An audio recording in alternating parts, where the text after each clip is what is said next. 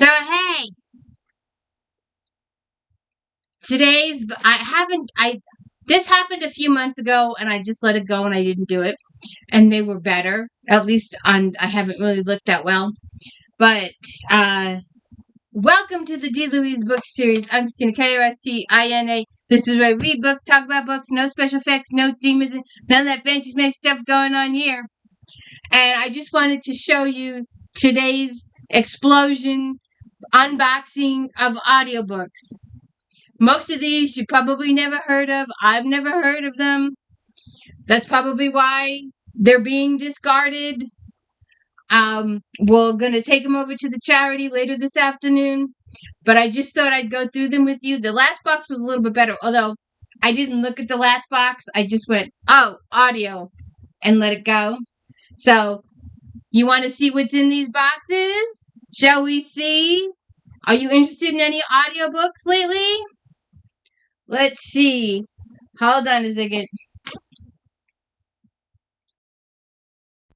So, we're just going to do this fast and quick today. Some of the synopsis may be covered up. Like I said, I didn't know what's in this box until I got it delivered today. And I just thought I'd share it real quick before we ship it out. So,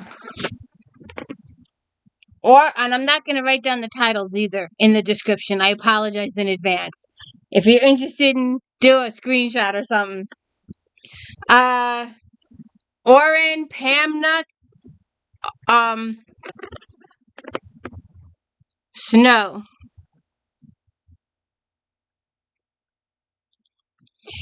An exile poet named Kai, K.A., returns to Turkey and travels to the forlorn city of Kars. His ostentatious purpose is to report on a wave of suicides among religious girls forbidden to wear their head scarves. But Kay is also drawn by his memories of the Radiant Peak, now recently divorced. Amid blanketing snow and universal suspicion, Kay finds himself pursued by figures ranging from IPEK, ex-husband, to a charismatic terrorist. A lost gift returns with ecstatic suddenness. A theatrical evening climaxes into a massacre, and finding God may be prelude to losing everything else.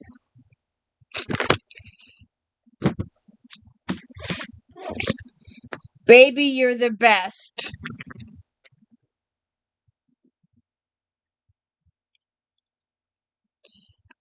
Blake Crystal has the best of everything. She's at the top of her game at work. She has 4 wonderful daughters and 50. She's more financially secure than she's ever been. In and out of the bedroom, her new younger lover takes her in breathtaking directions that force her to make decisions she never imagined. On the surface, Alexis Crystal is an ideal daughter, as confident as she is beautiful. She can have any man or woman she wants, so she has both in her collection of bed partners. Determined to add one more, she doesn't care that he's dating a family member. But for all the satisfaction she gets between the sheets, she's left unsatisfied by the one thing that troubles her. The identity of her father is listed as unknown on her birth certificate. Her mother has kept him a secret for 26 years. Alexis can't move forward until she discovers who he is and gets a face-to-face meeting. Interesting. The marriage plot.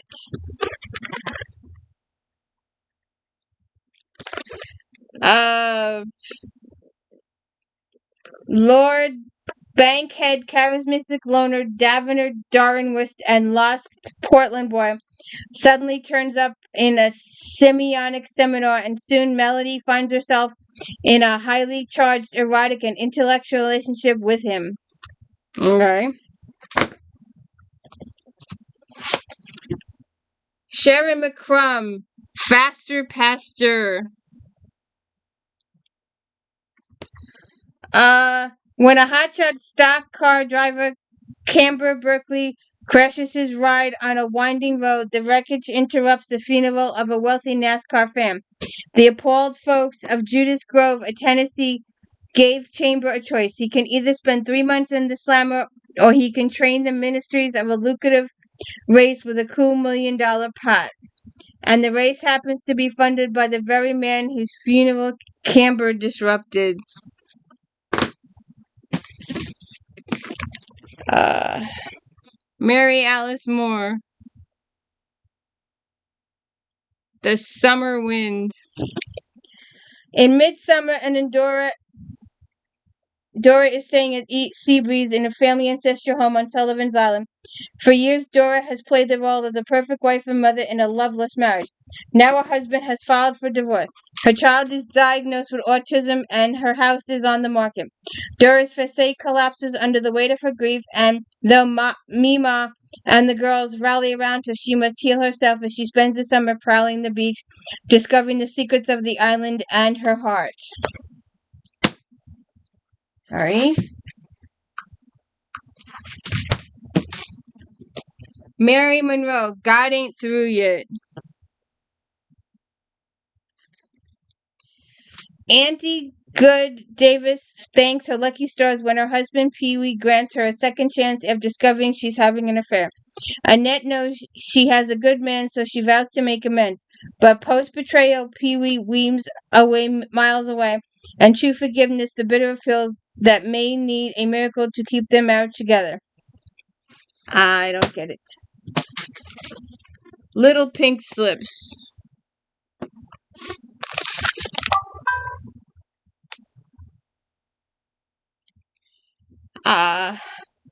Maggie Goldfarb was born to be a magazine editor in Manhattan. Good luck, persistence, and hard work morphed into Magnolia Gold. The highly paid editor is on her way to living Lady a facelift when she is ignominiously replaced by B.B. Blake, a brash television personality who makes Lady in her own hilarious, inappropriate image. Maddening, unpredictable Babe confounds everyone in the newly christened Babe with a personal vision of what a woman's magazine should be.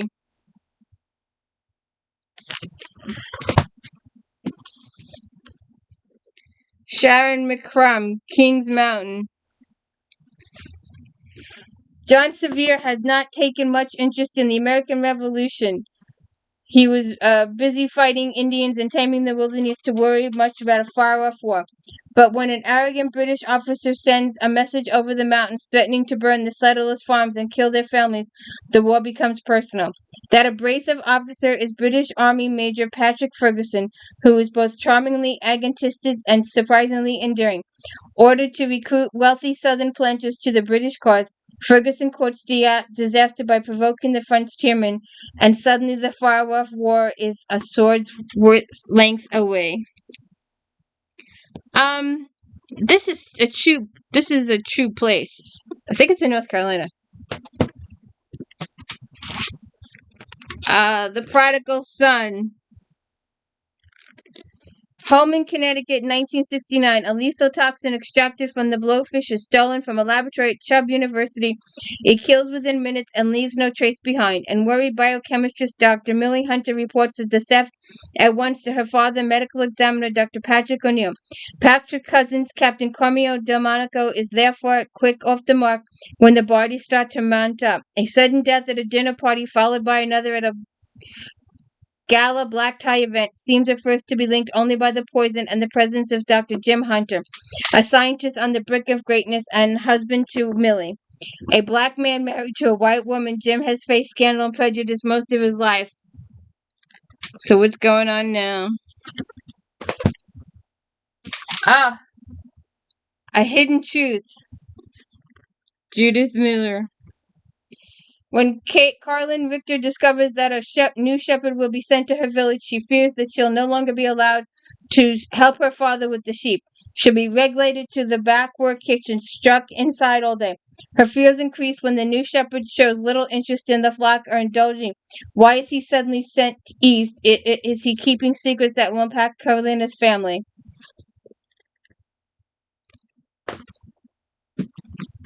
I'm just going to show some of these. Police officer Nina Hoffman is called to the scene of a grisly crime. There she finds our fellow officer and friend David Lincoln naked on the bed, shot through the head and stomach. His traumatized wife, Julia, is in shock and can barely form a coherent sentence. She hovers near the body, rambling on about a woman entering the house, killing David, and running off with their son. But did she do it? Alright, let's just... The Accidental Time Machine.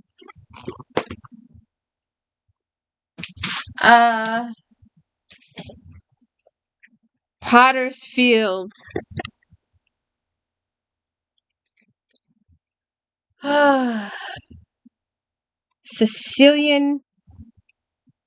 Colombian man with Sicilian origin turns out to be related to a local mobster. The inspector Malpantano remembers the story from the Bible, Judas for Plato. In the Moon of Red Ponies by James Lee Burke.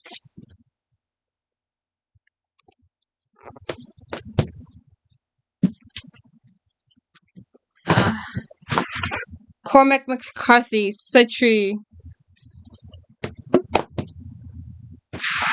Reginald Hill, The Spy's Wife.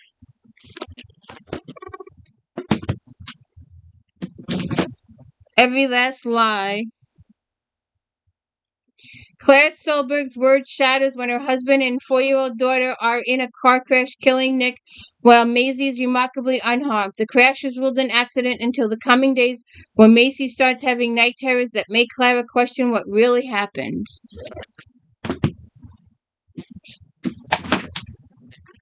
Red Wolf.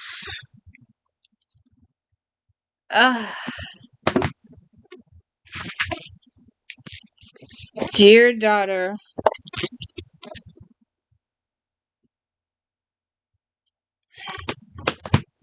Ursula Le Guin, Lavina.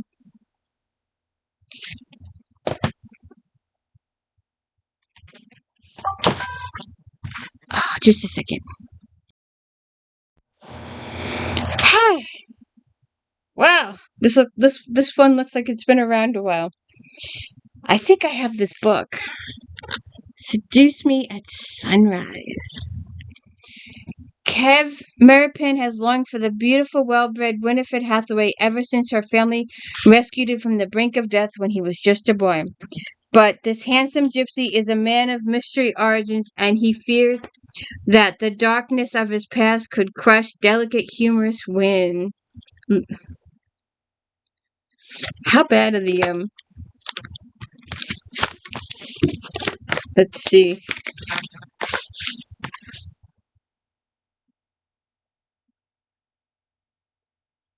That's interesting. Look at the glows.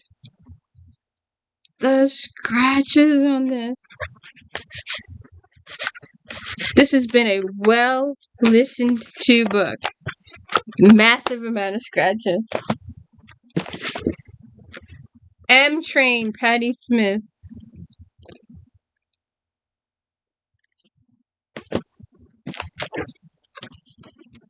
Alan, you gotta get bigger dreams.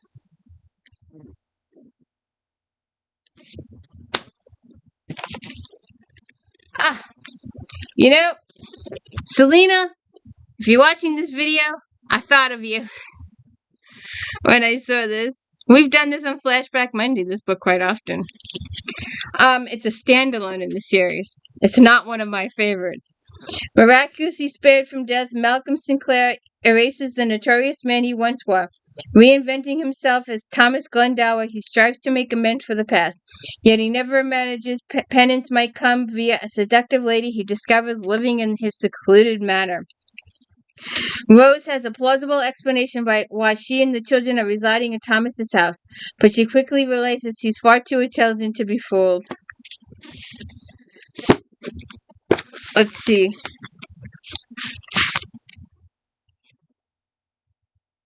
Ah, yeah, massive scratches. Massive scratches.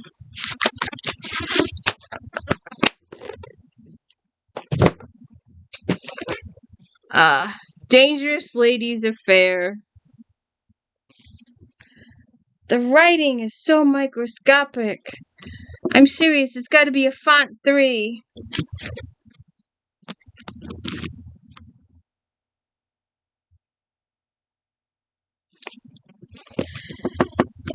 For the firm of Carpenter and Quinham Professional Detective Services, stopping extortionists is not only grand but excitingly lucrative.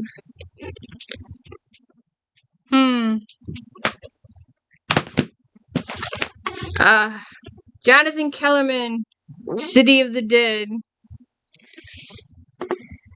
Los Angeles is a city of sunlight, celebrity, and possibility. The LA often experienced by the homicide Lieutenant Detective Milo Sturgis and the psychologist Alex Delaware in the City of the Dead. Early one morning, the two find themselves in a neighborhood of pretty houses, pretty cars, and pretty people. The scene they encounter is anything but. A naked young man lies dead in the street, the apparent victim of a collision with a moving van hurtling through suburbia in the darkness.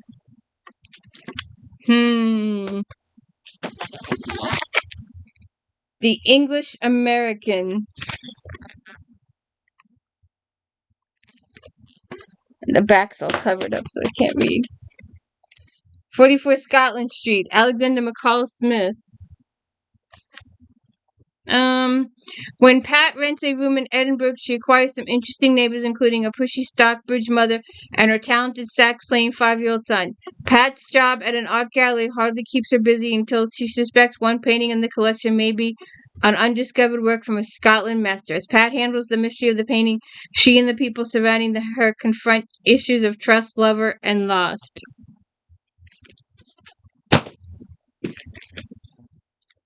Memoirs of the Stockholm Swev.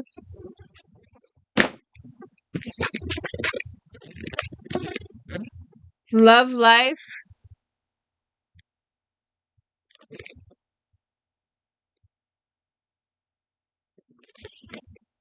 Rob Lowe. I knew that guy looked familiar.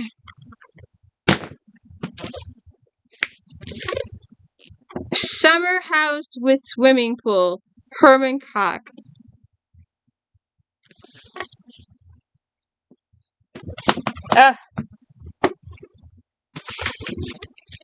All the Pretty Horses.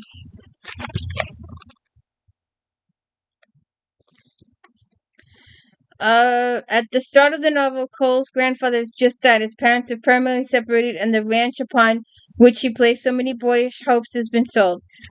Rootless and increasingly restive, Cole leaves Texas, accompanied by his friend Lacey Rawlings, and begins a journey across the vaquer frontier in the Badlands of northern Mexico.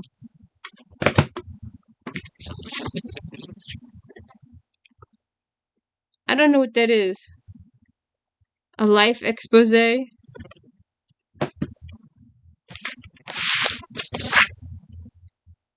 Indiscretion. Lydia is a delicate English lady. Sam is a dusty Texan. They are the sole passengers on a coach bound to Dartmoor.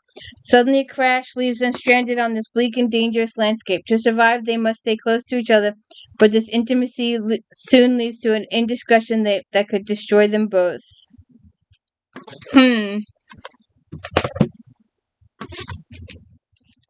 Angelica Houston.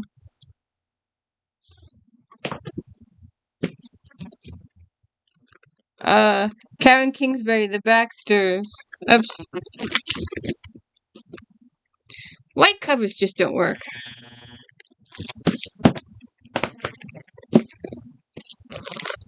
In His Keeping, Maya Banks. That's going to be a little salacious. Ariel knows the rules that keep her safe. She's following them since she was a little girl. Do not tell, do not show. But in a moment of terror, facing an attacker intent on taking more than just her life, Ari has no choice but to unleash the psychic power she's been hiding since childhood.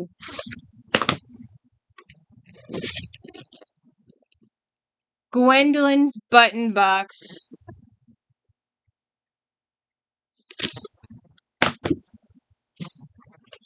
Brenda Jackson, Feeling the Heat.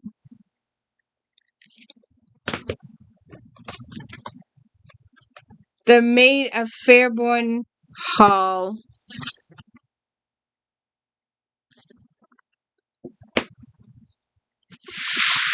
Susan Mallory. The Friendship List. Val McDid, Beneath the Bleeding. Let's see. On the pitch, Bradfield Starfield midfielder basks in the adulation of his fans. When he is retired permanently by a faceless killer tasked with resolving the crime, DCI Carol Jordan turns to her old ally, Dr. Tony Hill. Still convalescing for injury, he faces a baffling case that takes an even deadlier turn when an explosion claims more victims at the soccer grounds. Let's see. Oh, good God. Scratches, sugar, paste, sticky stuff. Alright, hold on a second. Okay, the last few.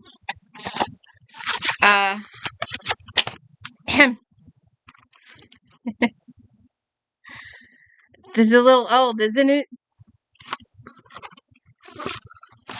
Lillian Jackson Brown's best-selling cat mysteries offer delightful entertainment for listeners of all ages. Starring the dashing journalist Jim Quinlan and his pampered feline companions, those frisky mysteries are refreshingly free of harsh language and violence. This is probably one of the early ones. Sue Grafton.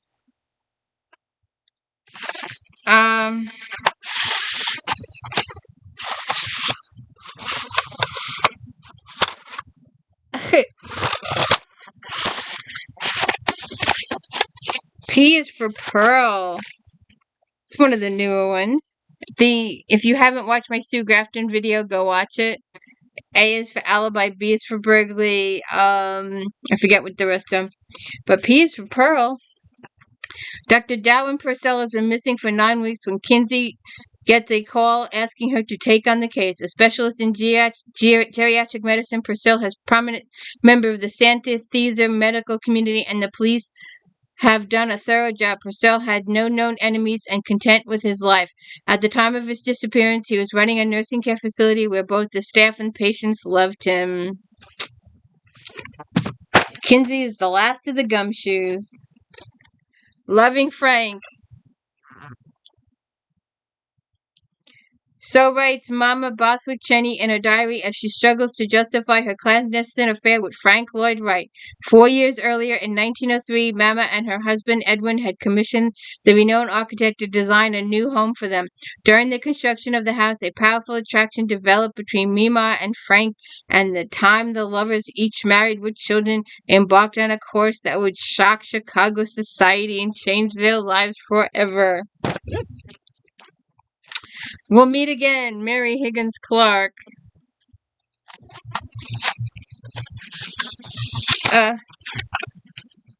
For cassettes.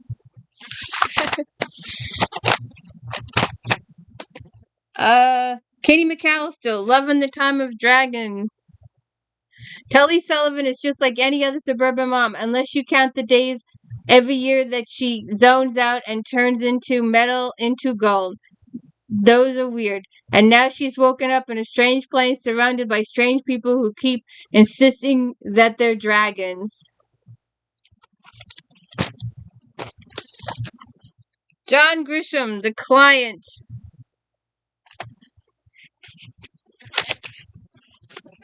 Oh, look. This must have been expensive. Individually wrapped.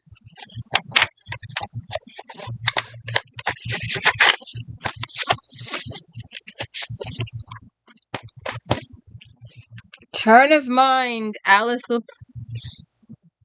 Aplante. One Way or Another.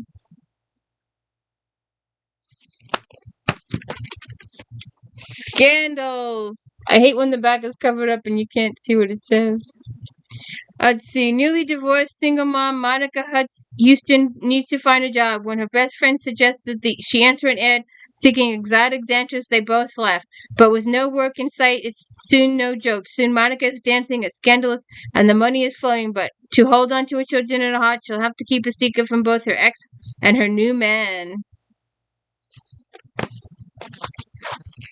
The pig comes to dinner.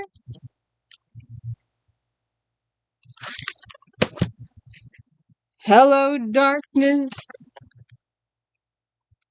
Wasn't that a Simon and Garfunkel song?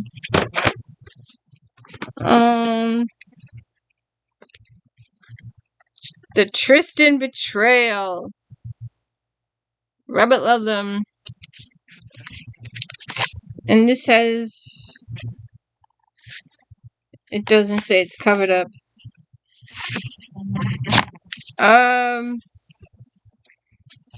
1, 2, 3, 5 discs.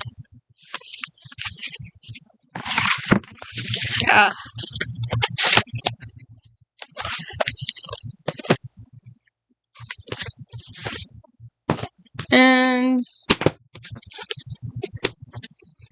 Off the Chain, Candace Dow.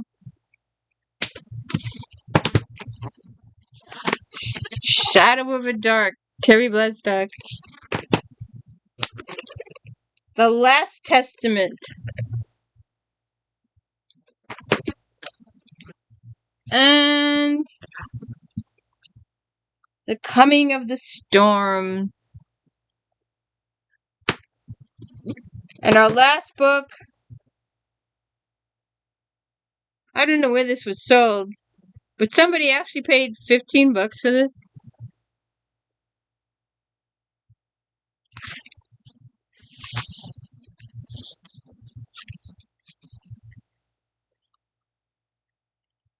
See. And there's no synopsis for this at all. The back is just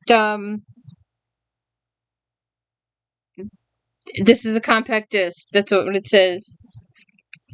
And then there's how to keep your discs safe.